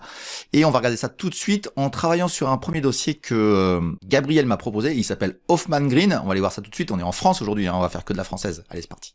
Et quand on arrive dans le menu de Zone Bourse, à vrai dire, quand je vais toujours dans graphique et je vous fais l'analyse avec l'analyse technique ici. Vous avez d'autres graphiques, d'autres typologies de graphiques. Il y en a une que je vais vous présenter aujourd'hui. C'est les graphiques sectoriels. On va cliquer dessus tout de suite. Et qu'est-ce qu'on voit? On voit des courbes diverses et variées, à vrai dire. Ici en bas, vous avez chaque ligne qui veut dire l'évolution d'une valeur qui est dans le même secteur. C'est des graphiques sectoriels avec des valeurs proposées équivalentes. Mais ce qui est intéressant, c'est que vous pouvez faire de la comparaison, dans le secteur, et puis vous choisissez vos dates. Donc si on se met sur 3 mois, vous allez voir que Hoffman n'a pas à rougir, hein, c'est la bleue ici, là, la montée. Et sur 6 mois, ça se complique beaucoup. Sur 1 an, ça se reste compliqué. Et sur 3 ans, ça reste aussi bien compliqué. Mais ce qui est intéressant, ça vous permet de comparer peut-être Stellantis avec Renault par exemple, ou des choses comme ça, et ça vous permettra de faire des arbitrages sectoriels, de dire tiens, qu'est-ce qui est la meilleure là-dedans, et voilà, ça vous permettra d'évoluer un peu mieux dans un secteur. C'est une option qui est très intéressante et que j'utilise assez régulièrement pour voir s'il n'y a pas quelque chose d'autre dans le secteur d'une valeur que j'apprécie bien. Voilà, c'était pour la petite astuce de Zone Bourse, et puis comme je vous le disais, n'hésitez pas à vous abonner avec le lien qui est dans la description qui vous permettra d'accéder à toutes les promotions potentielles qu'il y aura chez Zone Bourse, et d'avoir même des remises sur ceux qui s'abonnent sur une année complète. C'est quand même beaucoup moins cher quand on prend une année complète. Moi je travaille dessus depuis des années, donc voilà, hein, je le maîtrise assez bien. Allez, c'est parti, on va faire l'analyse classique de notre valeur Hoffman que Gabriel nous a demandé. Et donc Hoffman, voici son histoire depuis sa création, enfin de son introduction en bourse, hein, c'était en 2019. Moi je la suivais, hein, j'ai fait un trade là-dessus et rapidement j'ai vu que ça allait pas le faire. Et bien m'en a pris, puisque bah voilà, tu vois que c'est une catastrophe, hein, absolue. Et on est en dessous, on baisse, et je vois pas grand chose se présenter à nous. Une oblique ici qui semble être assez réactive, hein. 2 fois ça a eu contact ici. Là, il y a le contact là, t'as une grosse chute ici, de 10, t'es tombé à 4, et puis bah ça rebondit pas, quoi. Donc tu sens quand même déjà ce que je vais te raconter sur l'histoire. Allez, on enchaîne sur l'hebdomadaire pour voir si j'ai des choses à voir, et puis on va parler un peu de fondamental. Donc voilà, graphiquement, ce que j'ai, moi, au niveau de nos amis Hoffman. Donc je pense qu'il y a une zone là qui est c'est une oblique traversière, hein, que j'ai fait une vidéo spéciale sur ça, vous allez la voir. Elle est pas très regardée cette vidéo, c'est bien dommage parce que je vous y apprends beaucoup de choses. Mais on a une zone là, hop, j'agrandis, on a une zone qui a rebondi, super, c'est génial, et bam, tu t'en prends une. Ça je te le dis, hein. Ça veut dire que ça c'est du pipi de chat, cette histoire, ça va repartir à la baisse à mon avis, mais ça peut aller chercher un peu plus haut. Voilà, donc c'est pour les traders sur les small françaises qui sont pour moi une des pires classes de valeur qui soit aujourd'hui sur le marché européen. Bon voilà, t'en fais ce que tu veux. Hoffman, ça perd de l'argent, c'est un projet dans lequel j'ai cru à un moment donné. Tiens, juste un truc, tiens, regarde, j'avais mis ça en support, regarde bien, hop, on va la passer en rouge. Tu vois, hein, hop, ici, là, t'as encore le temps, hein, ça peut faire une accélération, taper là, je peux te jurer que là, ils vont shorter, ils vont vendre là. Bon, oui, donc Hoffman, j'ai cru dans l'idée d'un ciment, machin. Alors, à vrai dire, moi, j'ai travaillé chez Lafarge en prestataire extérieur, donc à vrai dire, je connais bien le ciment, je connais bien la problématique du ciment, je connais bien tout ce qu'on veut en faire. Bah, le problème, c'est que ça décolle pas, et puis c'est des grosses usines, quoi. C'est des grosses unités avec des grosses productions et ils trouvent pas de clients. Il n'y a pas de clients et puis voilà, il y a plein de problèmes divers et variés. Donc c'est en plus la nature même de où ils trouvent leurs matières premières, je suis pas fan, j'y crois pas. Voilà, je suis désolé, j'y crois pas. Et puis ça gagne pas d'argent. Ça fait des années que ça promet. Ici, tu m'as raconté une promesse, voilà, bon, ok. Mais là, je l'avais aussi la promesse. Là, je l'avais là. Puis tu l'as tout le temps. Puis à vrai dire, la promesse, elle est jamais tenue. Donc voilà pour ces gens-là, ce que je considère. Donc toi, Gabriel, là, je suis en train de regarder ce que tu m'as dit comme commentaire. C'est ouais, supermarché porteur, c'est super intéressant. Tu me parles de développement international, qui commence déjà par se développer en France correctement, puis on en reparlera. Tu me parles aussi de faiblesse de l'endettement, mais excuse-moi, mais je pense que tu as un problème de lecture de bilanciel. À vrai dire, faut pas m'en vouloir de ce que je vais te dire. Je suis désolé parce que quand je vous demande de me dire ce que vous avez à me dire, je sais que je vais pas faire plaisir à des gens qui sont un peu sensibles. Alors faut pas être sensible, c'est juste que là je vois bien que tu n'as pas les compétences nécessaires pour pouvoir. On peut être bon en fondamental en lecture de bilan parce qu'on est comptable. Moi je te le dis, hein, ma première entre guillemets catégorie de gens qui viennent vers moi, c'est des financiers, hein, c'est notamment des experts comptables, des choses comme ça, hein, ils peuvent même s'exprimer, hein, s'ils veulent dans les commentaires, ils vous le diront, hein, moi je suis expert et Richard me forme, hein, parce que à vrai dire, j'ai bien compris qu'entre un bilan comptable et ce qui se passe boursièrement, c'est voilà, et les arguments que tu me tiens sont soit extrêmement partiels, et donc t'as pas tous les éléments, ça c'est la première chose, et la deuxième chose c'est que les promesses, voilà, je te l'ai dit, hein, et puis tu sais les bâtonnets, vous ferai voir un jour comment une bourse fonctionne au niveau des tableaux de financement, enfin les tableaux de chiffres financiers. Le problème c'est que moi le tableau il est magnifique, hein. Ah bah ouais, c'est génial, hein, le futur, sauf que ça fait des années qu'ils font le même tableau et qui décalent tout d'un an tous les ans. Ce sont des gens qui ne tiennent pas leurs promesses, et ça c'est super difficile à entendre de la part de gens comme vous qui croyez que tout est dans les chiffres. Croyez bien que ce sont d'abord des hommes et il faut d'abord croire dans ce qu'ils racontent, et moi je vous dis, je n'y crois pas. Voilà, je suis désolé Gabriel, hein, mais je te remercie en tout cas de l'avoir fait, puis d'avoir fait l'effort aussi d'expliquer le pourquoi de ce choix de valeur. Certains l'ont pas fait, donc c'est un peu dommage. Et voilà, comme je l'ai dit, hein, moi j'applique ce que j'ai dit. Je vous ai dit de m'expliquer, sinon je passe pas. Certains ne l'ont pas fait, donc tant pis pour eux. On verra pour la prochaine fois qu'il y aura des valeurs françaises à faire, ils me la proposeront. On va enchaîner avec Pierre qui m'a parlé de Equasens. Alors ça, ce dossier-là, j'ai déjà parlé de lui, je l'ai déglingué et on va aller voir ce que ça donne depuis. Allez, c'est parti. Alors je vais vous faire un historique, hein, je vais pas vous faire un coup dans le rétro, hein, parce que c'est assez... Voilà, mais le petit coup dans le rétro, vous allez dans la biblio de la biblio, vous tapez exactement le nom Equasens, vous cherchez dans la chaîne, vous allez voir trois vidéos qui en parlent, j'en ai regardé 2, il y en a une dont j'en parle ici où je l'aime pas, vers 80 €. Je l'aime pas du tout parce qu'elle est trop chère, etc. J'en reparle quand elle est à 50 balles, je suis négatif, et elle est à 37.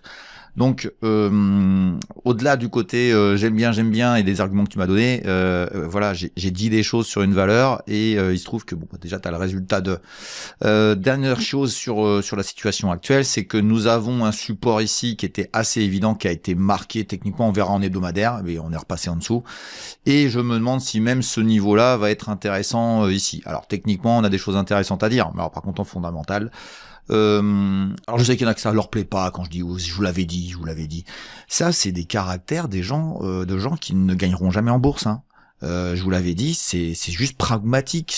Le pragmatisme dit voilà, j'avais dit des choses, ça s'est réalisé. Point à la ligne.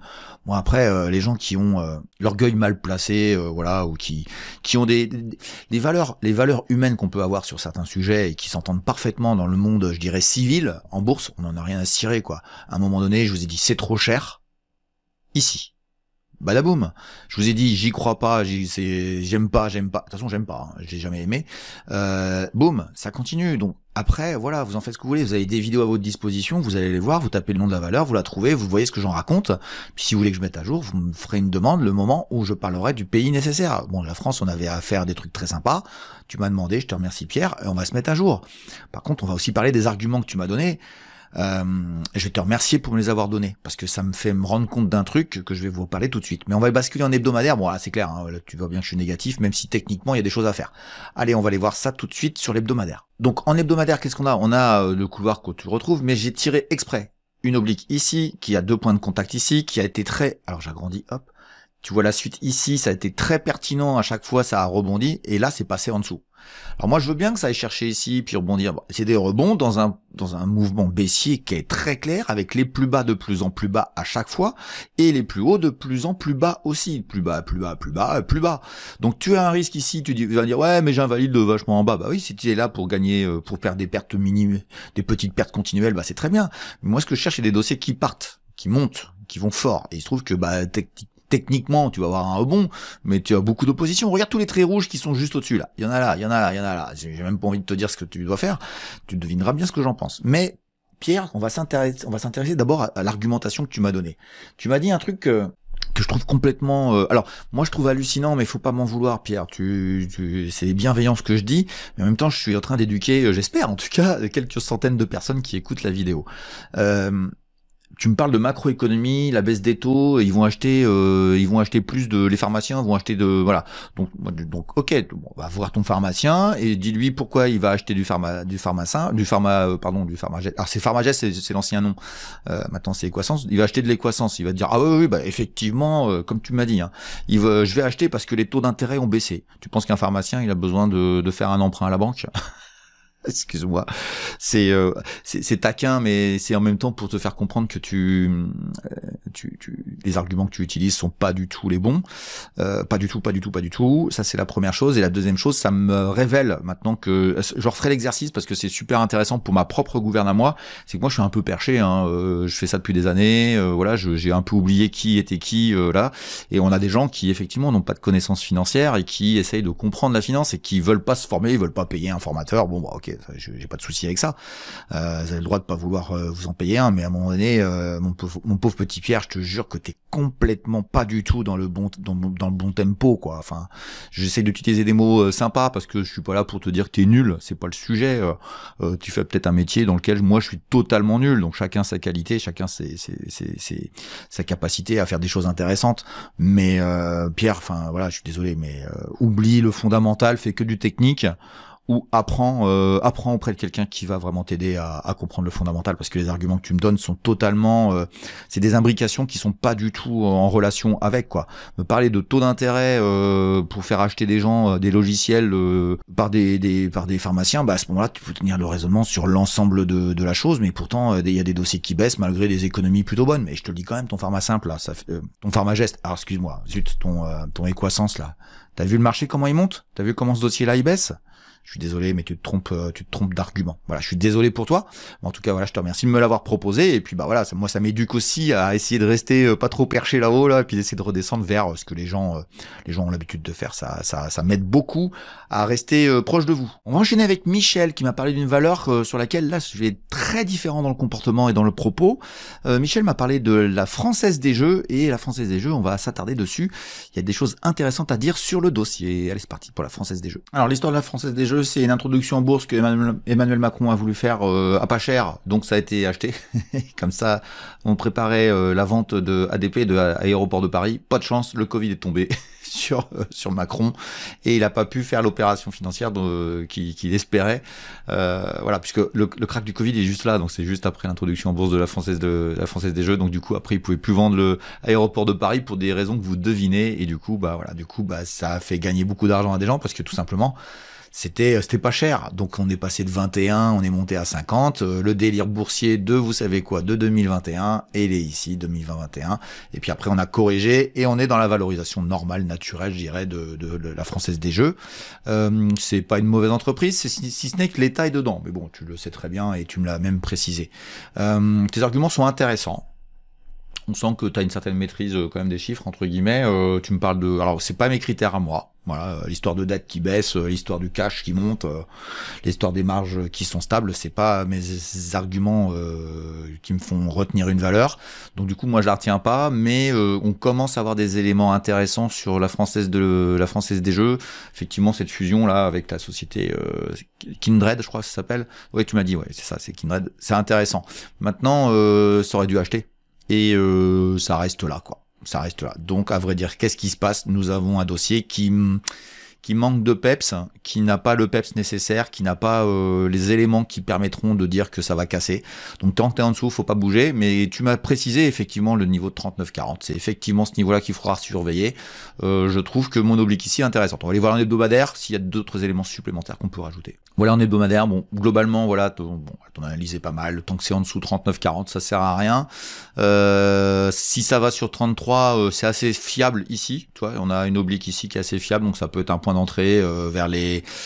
Je dirais que le niveau intéressant, c'est 34, on va dire. Donc, toi, tu as été... voilà, ça baissera pas, à mon avis, sauf une mauvaise nouvelle, sauf un marché qui se retourne, mais globalement, Française des Jeux, c'est pas mal. Enfin bon, en même temps, je tiens à te signaler quand même que celui qui a acheté ici, je le fais exprès de dire ça, hein, en novembre 2021, il est toujours négatif, donc tous les gens qui ont acheté ici sont globalement pas gagnants, ou légèrement gagnants, ou perdants. Donc, tant que t'es là-dedans, c'est qu'il se passe rien, et même la fusion, ne fais pas accélérer les choses, je te le dis quand même, hein, tout ce qui est fusion, tout ce qui est absorption, tout ce qui est, voilà, moi j'en ai fait dans ma vie, hein, j'ai fait une fusion-absorption, je peux te dire que quand t'as fait un peu de terrain et que, enfin un peu, même beaucoup, hein, j'en ai fait 10 ans, quand t'as fait un peu de terrain, que t'as fait une fusion dans ta vie, tu sais pourquoi aujourd'hui les investisseurs n'achètent pas les valeurs qui font des fusions. C'est un tel bordel que...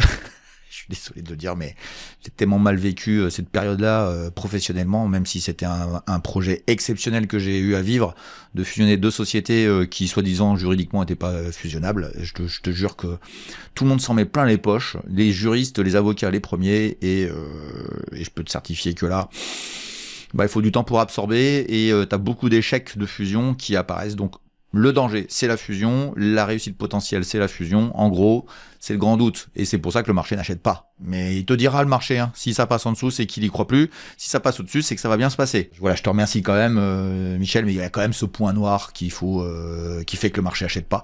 Mais une fois au-dessus de 40, ouais, on peut en parler, on peut en discuter, effectivement, ce sera très intéressant. Allez, on va aller voir un autre dossier français qui s'appelle ABC Arbitrage, et que Laurent m'a demandé. Allez, c'est parti. Alors, sur longue période, bah, ABC Arbitrage, que dalle, hein, ça n'a pas d'intérêt. Ça oscille entre 8 et puis en bas 3,5, voilà, donc tu me dis que t'es en plus-value, que t'as allégé, c'est très bien, et que tu veux que je fasse une analyse graphique. Alors je t'explique quand même, ma chaîne, c'est pas une... Il y a d'autres chaînes qui sont très très bien pour faire de l'analyse graphique. Moi, je fais pas d'analyse graphique. Je fais la combinaison d'analyse fondamentale et analyse technique. Fondamentalement, déjà, j'espère rien de ce dossier-là, donc c'est du trading. C'est pas de l'investissement. Je suis pas fan du dossier fondamentalement. Il a rien à proposer. Il gagne de l'argent. Il a un prix. Il oscille assez fortement quand même entre 8 et 3. Donc tu vois, quand t'es en bas, bah tu as tendance à pouvoir faire double, mais avec un temps hyper long, parce que regarde bien, si tu es ici, alors ça accélère fort, mais après, tu vois, ça oscille, et ça a fait un point bas, super intéressant. Bon, si tu l'as pris, c'est très bien, tant mieux. Tu peux espérer aller jusqu'à 8, voilà, t'en fais ce que tu veux.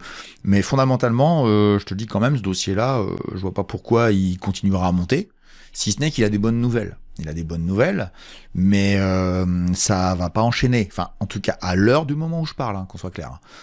Au moment où je te parle, ça va pas enchaîner. Donc, ça devrait frotter, ça devrait mettre du temps. C'est pas un dossier qui va accélérer fort. Si ce n'est, ça a été à ce moment-là, ici, pof, toi, en 2007. Alors, 2007, je sais pas toi, mais j'avais moins de cheveux blancs qu'aujourd'hui, quoi. Et aujourd'hui, je sais pas trop si ça va monter en flèche comme ça. Il n'y a pas de raison, sachant qu'en plus, le mouvement d'ABC Arbitrage, c'est un mouvement un peu bizarre. Je vais pas expliquer pourquoi, parce que je veux pas que les gens interprètent les choses.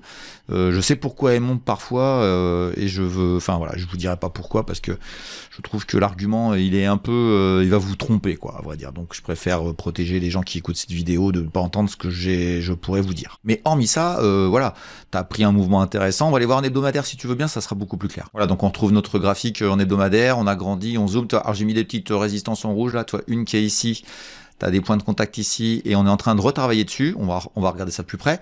Et puis j'ai mis une oblique ici qui a touché 1, 2, 3 fois ici, 4e fois ici, et si ça continue, c'est pas bête que ça arrive là vers 5,80. T'es actuellement à 5,20. Donc j'agrandis, hop, voilà. Donc toi, tu me dis que t'as 27%, donc t'as repris par ici, peut-être, j'en sais rien. Enfin bref, en tout cas, t'es là. Et ce qui est super intéressant, c'est que tu as eu un mouvement avec un gap un lundi matin. Ça a ouvert très fort ici, ça a accéléré, ça l'a rebouché très vite. Rebouchage de gap très rapide, ça sent l'essoufflement, hein, entre nous. Hein. Mais peut-être pas. À vrai dire, j'en sais strictement rien. Ça peut aller un peu plus haut. T'es en tendance haussière. Ah tiens, je vois un truc. Voilà, ça, à mon avis, tant que t'es au-dessus, ça peut monter. Donc ça travaillera ici, plus ça travaille là sans vraiment baisser, ça ce sera super intéressant, ça voudra dire que ça voudrait accélérer. Puis je te souhaite beaucoup plus, effectivement, mais voilà, ABC arbitrage, je suis pas plus fan de ça, une activité un petit peu particulière.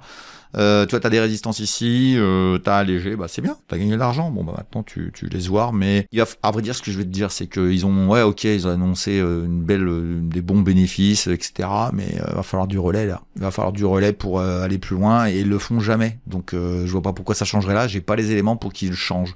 Voilà, c'est une petite entreprise sympa, tu l'as acheté pas cher, c'est pas bête.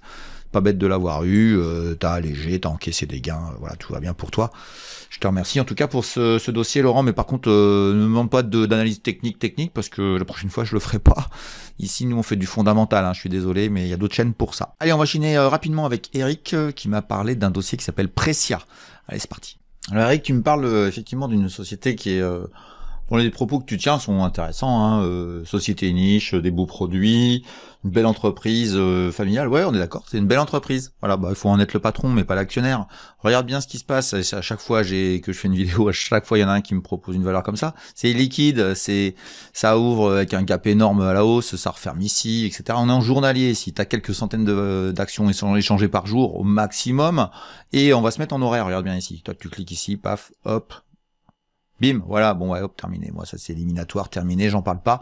Et ça peut être une belle entreprise, c'est une très belle entreprise, certainement. Il y a aucun problème. En Ardèche, écoute, c'est aussi un beau pays, c'est une belle région que j'adore, qui est magnifique, notamment pour faire du vélo, mais voilà, boursièrement, non merci, bonne journée, au revoir, jamais j'aurai une valeur comme ça, et jamais j'en parlerai. Donc je passe, désolé pour toi, mais ça c'est éliminatoire, c'est pas assez liquide, il n'y a pas de liquidité, il n'y a pas de contrepartie. Le jour où ça se casse la figure, t'as personne en face et tu prends une grosse déglingade. Voilà, merci, bonne journée, au revoir. Généralement quand je vais pas sur le graphique analytique, on est clair que généralement ça sent pas très bon, Donc merci quand même Eric, je te remercie. On va enchaîner si vous voulez bien avec une valeur qui s'appelle Argan et que Pierre m'a demandé. Et cette valeur-là, celle-ci, elle est assez liquide. Allez, c'est parti. Et Argan, j'ai laissé exprès ce que j'avais tracé fut un temps, certainement après cette période-là, ici, puisque j'avais 2 points de contact ici, et je me disais, si ça revient là et que ça travaille, ça sera intéressant. Et il se trouve que ça n'a pas tenu. Donc voilà, j'ai laissé pour l'éducatif, à vrai dire. Donc on met des pointillés quand il y a 2 points de contact et on fait un scénario potentiel ici. Le scénario, il a été invalidé. Merci, bonne journée, au revoir. Ça, c'est ça que je fais très souvent sur les graphiques, mettre des pointillés pour me rappeler que c'est juste un scénario et c'est pas du tout costaud, entre guillemets. Enfin, faut que ça soit validé par un 3e point de contact, mais ça, c'est une zone de travail si ça veut marcher. Quand t'as les éléments techniques, fondamentaux qui tiennent la route. T'as remarqué que ça n'a pas tenu. Donc tu dis bien ce que je vais en penser. Allez, on va regarder en hebdomadaire, c'est plus clair parce que on va rester modéré sur l'éventuellement effondrement, parce qu'il y a des gens qui pensent déjà que je vais dire ouais ça va se casser la figure et je l'aime pas non plus. C'est pas vrai du tout. Je trouve qu'il y a des choses intéressantes dans ce que tu m'as dit et on va faire le point là-dessus, mais en hebdomadaire c'est beaucoup plus clair. Donc on retrouve notre forme graphique en hebdomadaire, mais tu vois que là j'ai un peu étoffé les choses. Il y a des choses très sympathiques qui nous apparaissent à nous, et notamment une résistance ici qui est traversière. Vous ferez, je répète encore une fois, vous irez voir les vidéos sur le sujet. Et on a reporté ici, ça fait un couloir légèrement baissier, c'est pour ça qu'il est en jaune. Et on a tapé dedans, il y avait aussi ce niveau de support de prix au niveau de 54 ici, enfin cette oblique là, c'est une petite oblique, à vrai dire c'est pas une horizontale. On est à 58, ça rebondit, tu me fais la réflexion que ça rebondit à un point technique intéressant. Oui, t'as raison, ça rebondit. La question c'est est-ce que c'est pas bête d'acheter vu les taux d'intérêt? Qu'est-ce que vous avez avec les taux d'intérêt là, les amis? Les taux d'intérêt, ça fait pas monter les cours de bourse, ça fait monter la bourse, mais ça fait monter les bons dossiers. Donc les bons dossiers, ils monteront parce que il y a une baisse des taux d'intérêt. On est d'accord, enfin baisse. Oui, si, il y a une baisse des taux d'intérêt. Mais entre nous, il n'y a pas que ça, les gars, dans la vie. Il n'y a pas que les taux d'intérêt. Parce que si toutes les actions remontaient grâce aux taux d'intérêt, je serais au courant. Parce que je peux vous en faire voir plein qui se sont fait déglinguer. Donc c'est bien ce qui se passe dans les entreprises qui ont des résultats qui fait que vous avez un intérêt pour la société à avoir, mais sinon moi il faut que la société délivre. Les actions c'est pas du tout de la macroéconomie. La macroéconomie aide des choses, mais ça s'arrête là. Donc les marchés sont haussiers grâce à ces problèmes de taux d'intérêt, mais ça fait pas tout monter. Je peux te faire voir plein de graphiques qui montent pas. Donc, comme quoi il n'y a pas de relation. Il y a une relation, mais éloignée. La macro et la micro, c'est pas la même chose. Mais tu me parles de foncières. Moi, j'ai déjà fait une vidéo sur les foncières. Je trouve que il est pas bête de s'intéresser aux foncières. Ça fait quelques mois que j'ai déjà fait une vidéo sur les foncières. Pour l'instant, ça me donne pas raison, donc j'ai envie de te dire, on verra bien. Mais tiens, je vois qu'il y a aussi un autre niveau là. Paf, toi, ici, là, ça a travaillé là, bim bam boum, voilà. Hein, tu vois, techniquement, effectivement, rebond obligatoire quasi. T'as beaucoup d'arguments pour faire rebondir. Ça rebondit. Donc voilà, je reviens sur ce que je disais. Oui, c'est pas bête d'acheter Argan ici que de l'acheter ici. On est d'accord. Il n'y a pas de souci. Hop, j'agrandis parce que c'est un peu petit. Donc évidemment, tu as cette oblique qui peut, vu qu'elle n'était pas du tout travaillée ici, qu'elle est cassée, c'est fort possible que tu aies un pullback et que ça revienne en bas. Donc moi, ça me paraît encore un peu prématuré pour faire de la foncière, même si je pense qu'il faut se pencher dessus vraiment. Faut les regarder. Est-ce que Argan est une bonne entreprise? La réponse est oui. La réponse est oui. Le problème, c'est que je ne la vois pas pour l'instant, hormis un délire de forte baisse des taux, parce que effectivement les taux vont quand même influencer un peu les choses. Fondamentalement, la valeur ne mérite pas d'aller plus loin que 85. Alors tu vas me dire, ouais, mais moi ça me suffit. Bah, c'est très bien, mon garçon. Si tu fais du trading, c'est très bien. Mais moi, je fais de l'investissement dynamique. Moi, ce que je veux, c'est une entreprise que j'achète par exemple ici, parce que je sens qu'il y a du dynamique, et 21, on monte à 115, c'est quand même beaucoup mieux que ton petit machin. Et moi, je peux te certifier que tu me parles bien sûr de ton gain que tu vas faire, si dans 6 mois, tu as gagné, tu vas me dire, t'as vu, j'avais raison. Le problème, c'est que dans ta matrice des gains et des pertes que tu crées dans ton portefeuille, il faut savoir une chose, c'est que ce qui gagne vraiment, c'est ce qui monte très fort, très longtemps, et qui a du développement. Argan ne se développe plus. Argan ne se développe plus. Donc c'est une belle entreprise qui a fait des sous dans sa poche, et ça fait le prix d'ailleurs, tu vois, regarde bien, le prix que tu as 59 ici, eh bien tu l'avais déjà, je fais exprès, en 2019. Donc ça fait 5 ans que tu es là, quoi. Tous les gens qui ont acheté depuis 5 ans sont tous en négatif. D'accord? Donc à partir de ce moment-là, tu vois comment ça sentir ce que je veux dire. Donc moi, tant que j'ai pas des éléments d'amélioration de la boîte qui retourne vers une croissance pérenne sur d'autres typologies de trucs. Alors c'est vrai que l'activité d'Argan est particulière parce qu'ils font de la plateforme logistique. Oui, intéressant. Il y a d'autres gens qui savent le faire. Il n'y a pas que, quoi. Ils sont pas seuls sur le marché. C'est un marché qui est pas spécialement avec des blocages à l'entrée. Un bâtiment entre guillemets, c'est du foncier et puis basta, quoi. Bon bref. Donc c'est pas une mauvaise boîte. Mais moi je la verrais bien monter en crabe tranquillement là, puis de se faire envoyer. Et à un moment donné, il faut que ça travaille techniquement. Techniquement, t'as acheté un point bas, c'est pas bête. De là que ça se retourne sur les foncières, oui. Est-ce que cette foncière-là montera plus que les autres? Moi, je pense pas vraiment, à vrai dire. Il y a des foncières qui sont beaucoup plus faibles en valorisation que Argan. Et Argan, c'est comme ça reste de l'industrie. Pas de l'industrie, c'est de l'entreposage, mais c'est pas une vraie foncière. C'est du foncier, mais c'est pas une vraie foncière, à mon goût. En tout cas, c'est ce que moi je pense. On verra bien, mais voilà, j'ai peut-être tort. Hein, ça peut remonter et puis être beaucoup plus sensible au taux, mais moi j'en suis pas convaincu du tout. Je suis sensible à l'idée de son développement et j'ai rien qui me dit ça sur Argan. Voilà, merci Pierre pour cette valeur. On a fait 6, on va continuer la semaine prochaine. Hein, j'en ai pas mal, hein, j'en ai eu beaucoup. Hein, la liste, elle est là, pas mal. Donc on fera en 3 fois, je pense. Voilà, sur la prochaine semaine. Donc je vous demande rien, hein, me mettez pas de demande sur la vidéo parce que bah ça veut dire que les gens ils écoutent pas la chaîne. S'ils écoutent pas la chaîne, maintenant je les enlève. Hein, donc vous allez voir, il y a des gens qui vont me demander des valeurs et je vais les éliminer de la chaîne parce que je ne veux plus de pique assiette. Et puis moi j'ai pas l'objectif d'avoir 100 000 abonnés, ça ne m'intéresse pas du tout. Ce que je veux c'est que vous appreniez et que vous écoutiez ces vidéos. Donc ceux qui écoutent, bah voilà, je vous privilégie. J'espère que vous l'appréciez en tout cas et je vous privilégierai parce que vous écoutez tout ce que je dis et entre guillemets, ce qui permet de cadrer, qui me permet aussi d'aller plus vite. Voilà, je vous fais une petite parenthèse, c'est vraiment du off. Voilà, tout le monde s'en fout. Je vous le dis quand même, hein, je mets une quinzaine d'heures à faire une vidéo comme ça toutes les semaines, une quinzaine d'heures. Donc je vous laisse réfléchir quand même qu'à un moment donné, j'aimerais bien qu'il y ait un minimum de respect par rapport à ce que je fais et de me jeter vite fait une action comme ça et puis démerde-toi avec ça. Ça, c'est hors de question. Voilà, ça s'appelle du respect du travail des autres. Et bien, puisqu'on parle de travail des autres, on va regarder le mien. Hein, on va regarder qu'est-ce que j'ai comme valeur, on va regarder mes pépites, l'indice PTDR. Vous allez voir qu'il a fait, bon je dis rien, mais vous allez voir que ça a pété de partout cette semaine.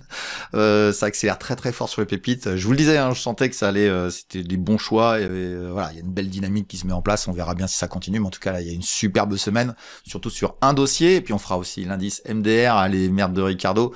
Toujours aussi catastrophique, toujours et j'ai des messages, n'hésitez pas à me mettre des messages d'ailleurs cette semaine, si vous mettez des messages, parlez-moi Mettez-moi des MDR que vous aviez dans le portefeuille, que vous avez lâché à bon escient et qui vous ont évité de vous faire perdre de l'argent. Il y a des gens qui lisent les commentaires, n'hésitez pas à parler sur les MDR et dire voilà, moi j'avais ça s'est cassé la figure, merci Ricardo, merci l'indice, enfin pas Ricardo, l'indice MDR, parce que, on va dire, moi je suis juste un ambassadeur, hein, mais ça vous évite évidemment de perdre beaucoup d'argent sur les marchés. Et puis on fera la partie aussi, évidemment, la partie sur les valeurs du médical, hein, qui sont très très nombreuses en France et qui sont aussi catastrophiques avec cet indice CHU. Allez, on enchaîne avec tout ça. On va voir pas mal de choses intéressantes. Allez, on va commencer déjà par les MDR, puis on fera les pépites à la fin. Allez, c'est parti. Alors, qu'est-ce qui s'est passé sur les MDR cette semaine? Bon, au Cybergone, voilà, bon, bref. Tiens, Metavisio, Eric, je te harcèle, Eric, avec ça. Voilà, c'est un élève qui est venu et que je l'ai sauvé de la perte sur Metavisio, et à 38% cette semaine, un magnifique, formidable, déjà sur un an 90%, voilà, super, 98% sur 3 ans, tout perdu. Boostit, un classique, Calray, encore 30% cette semaine, oh là, c'est une catastrophe. Bon bref, voilà, vous avez vu, il y en a quelques-unes qui sont pire que moins 10, il y en a quand même pas mal. Atos qui continue à s'effondrer. Voilà, donc voilà, c'est l'indice MDR, hein, c'est continuel, Osmoson, Sirius, Rapid Nutrition, HTLOE, Calray, Dronevol, Vernier, Europlasma, voilà, j'en cite pas mal, comme ça, si un jour vous entendez une que je vous dis et que vous avez, Arcos, Rocktool, Ama, Ventiva, Namer, voilà, tout ça. Merci, bonne journée, au revoir. Tout ça, c'est en train de prendre entre moins 8 et moins 50% dans la semaine. Et ça continuera, voilà, l'indice MDR continue, c'est son œuvre macabre. Et on va aller voir tout de suite si ça se passe de la même manière sur les CHU. Allez, c'est parti, on va aller voir les CHU, la partie médicale de l'indice MDR. Allez, c'est parti. Allez, on en cite plein là aussi. Valerio Therapeutics, 31% cette semaine. Aelis Pharma, moins 25. Neovax, oh, c'est une grande classique. Neovax Safe, pareil, Safe orthopédique. Tiens, les Belges sont en train de se faire déglinguer aussi. Sequana Medical, moins 19%. C'est formidable. Moins 36 depuis le début de l'année. Intégragène, voilà, allez. Et Biocénique, tout ça, ça fait entre moins 10 et moins 30%. Allez, voilà, Médian Technologies, ça continue, Généraux, enfin voilà. On a déjà des dossiers qui sont très fortement baissiers depuis le début d'année. C'est voilà, c'est la qualité de toutes ces valeurs qui sont absolument catastrophiques. C'est que vous avez un danger énorme de tout perdre. Voilà, bref. Donc voilà, mettez-moi des commentaires sur ça, justement, sur les valeurs qui... J'ai essayé de vous sauver pas mal de valeurs, mais j'espère que je vous ai sauvé certains d'entre vous. N'hésitez pas à le dire et puis faire un petit coucou, un petit merci et puis voilà. On enchaîne tout de suite avec les PTDR. Vous allez voir que là, par contre, c'est pas du tout pareil. Vous voyez, hein, tout se casse la figure avec une composition de valeurs, etc. Et puis avec d'autres, c'est bizarre, tout monte. Enfin, pas tout, mais globalement, ça monte. Allez, c'est parti. Les PTDR, c'est parti. Et je vous mets le graphique de l'indice PTDR. Regardez bien. Là, hop, c'est parti, ça monte très fort cette semaine, c'est monté très très fort. Et on va aller voir les valeurs tout de suite pour vous dire où on en est rendu. On est à plus 8% depuis le début d'année sur l'indice PTDR. Allez, c'est parti, on regarde les valeurs. Et la Recordman, c'est et voilà, la nouvelle pépite suédoise, c'est la nouvelle, on l'a rentrée il y a un mois et demi. Et en tout début d'année, on l'a rentrée. Et regardez bien, depuis le début d'année, elle a fait 38% de progression. Et cette semaine, elle a fait 29%. Elle a sorti des résultats exceptionnels. Voilà, on la sentait. Et elle a tout cassé. Voilà, je suis très fier et très heureux de ne pas être trompé sur high-tech. Sur cette valeur-là. Et puis, qu'est-ce qu'on a d'autre? On a Flatex de Giro qui a pris 9%, plus 20 depuis le début de l'année. On a Novo Nordisk qui est en train de rebondir. Voilà. Évident que Novo Nordisk ne va pas se casser la figure. C'est une des 11 fantastiques, hein, Novo Nordisk. D'ailleurs, Flatex, c'est la fantastique allemande. Et puis, une fantastique italienne, hein, c'est Ferrari, et qui a bien rebondi cette semaine et qui repasse en positif sur le début d'année. Et puis, on a l'Automatica qui continue. Je vous ai dit, hein, c'était ma valeur préférée. Elle a pris en un mois 17% depuis le début d'année. Elle a plus 20%. C'est une des plus belles pépites actuelles. Et je vous le dis, hein, je suis obligé d'en parler, je suis obligé de le dire, mais là, oui, je l'ai en portefeuille. Et évidemment, je l'ai en portefeuille, je l'ai vu faire la coquine. Et Dynamic Invest, on est aussi dedans, et j'espère que mes abonnés en profitent. Voilà, ça, c'est des vraies progressions, quoi. 20% en un mois, en un petit mois, voilà, tout simplement. Et puis on a des dossiers qui rebondissent, hein, la fantastique finlandaise, hein, qui est QT Group, elle a pris 18% depuis le début de l'année. On a MIPS aussi, hein, qui rebondit fort aussi. Alors aujourd'hui, là, elle baisse un peu, mais elle a fait un beau rebond cette semaine, enfin elle a plus 15 depuis le début de l'année. Et puis on a DOF, hein, qui continue aussi en Norvège, voilà. Et toujours le petit canard boiteux actuel, hein, c'est Evolution. Bon, c'est pas gagné hein, qui remonte pour l'instant. Hein. Pour l'instant, donc on attend, on patiente, on verra bien. À un moment donné, il y aura bien une opportunité qui se présentera à nous.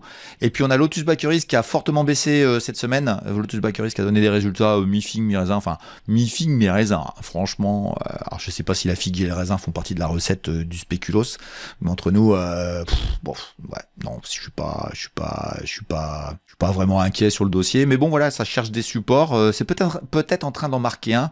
On est autour de 9500 €. On vient de 12 000, ça a perdu 25%. Je pense pas que ça aille beaucoup plus bas, mais bon, on sait jamais en bourse, on ne sait jamais ce qui peut se passer. Donc voilà, les pépites donnent ce qu'elles devaient donner, elles donnent des superbes performances. Hein, si vous éliminez celles qui sont un peu baissières en ce moment, Lotus Bakeries, etc., vous avez des performances encore supérieures, hein, 10-15% peut-être sur les valeurs qui concernent ce portefeuille. Et puis voilà, j'en ai terminé avec cette vidéo. J'espère que vous avez apprécié. N'hésitez pas à mettre des pouces, des likes, des commentaires de telle manière à ce que l'algorithme découvre encore plus qui je suis, ce que je fais et d'où je viens, et ça sera dans cette vidéo qui est juste en dessous, je suis à l'envers, ce sera celle-ci, vous découvrez qui je suis. Il y a beaucoup de gens qui la regardent pas, mais franchement vous allez voir qu'il y a du contenu et je révèle un peu quand même ce que je fais sur les marchés. Et puis vous avez ici un programme qui reste toujours aussi intéressant pour les petits nouveaux, qui s'appelle Débuter en bourse, et il y a une douzaine de vidéos qui vous permettent de découvrir un peu mieux la bourse, et j'en prépare d'autres qui vont venir très rapidement. Allez, je vous souhaite tous un bon week-end et je vous dis à bientôt pour une nouvelle vidéo. Ciao ciao.